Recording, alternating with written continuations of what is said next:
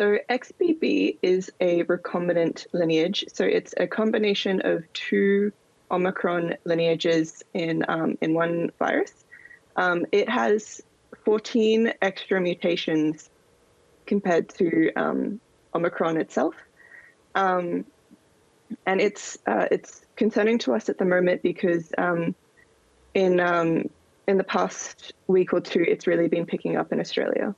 So how is XBB different to the Centaurus subvariant, and particularly here in Australia as well? Are we seeing Centaurus also?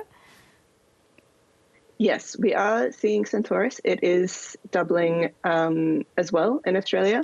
So Centaurus is not a recombinant lineage, but it is a sub-lineage of BA2. It also has extra mutations compared to Omicron. And all of these mutations are happening predominantly in the spike protein. The spike protein is what the virus uses to bind to human cells. And just very quickly, what's the third subvariant we should be paying close attention to? Yes, that is BA2320, which was seen in August in the US this year, and it's now spread globally.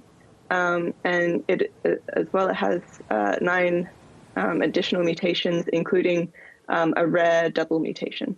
So I guess what we all want to know is how concerned should we be about these subvariants? Are they more dangerous than the previous ones we've seen or the latest ones we've seen?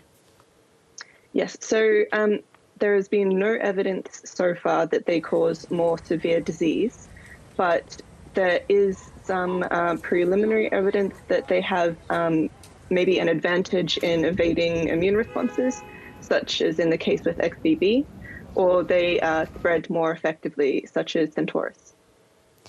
Just how quickly are all these subvariants spreading, and where are they cropping up?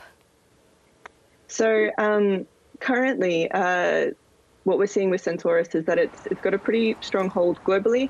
But what's interesting with XBB is that it seems to be very common in the Asia-Pacific region. So we're seeing a lot of reported sequences in Singapore and Bangladesh and Australia.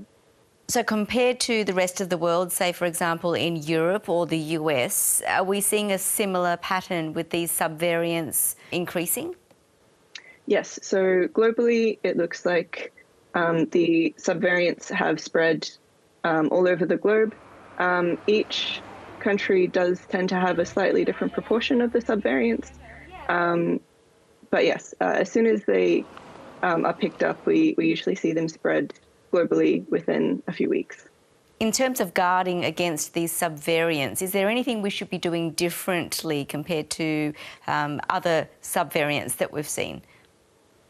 So just like with all of COVID, would definitely recommend wearing a mask and avoid crowded spaces and washing your hands. But what has been shown with some preprints is that the best protection you can have against these subvariants is getting your booster shot.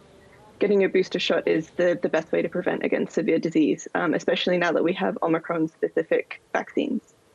Even if we do, are you expecting to see a significant spike in some of these subvariants in this particular region in the coming weeks, months? What's the time frame? It is very hard to predict what COVID's going to do, but I would say that, yes, we can expect to see another wave potentially driven by XBB or Centaurus or another subvariant under monitoring.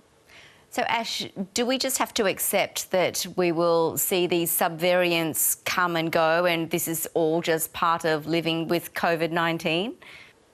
Yes. So I think what's really interesting with what we've seen with Omicron is that, as you might remember, earlier in the pandemic, we would get these waves of these variants of concern, like we'd get a wave of Alpha and then a wave of Beta and then a wave of Delta.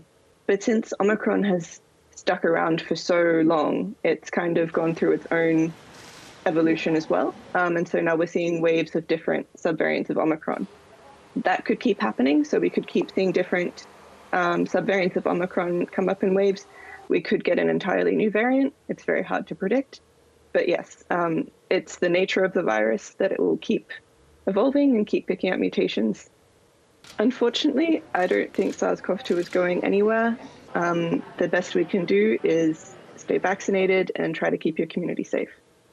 Okay. Ash Porter, thank you so much. Thank you.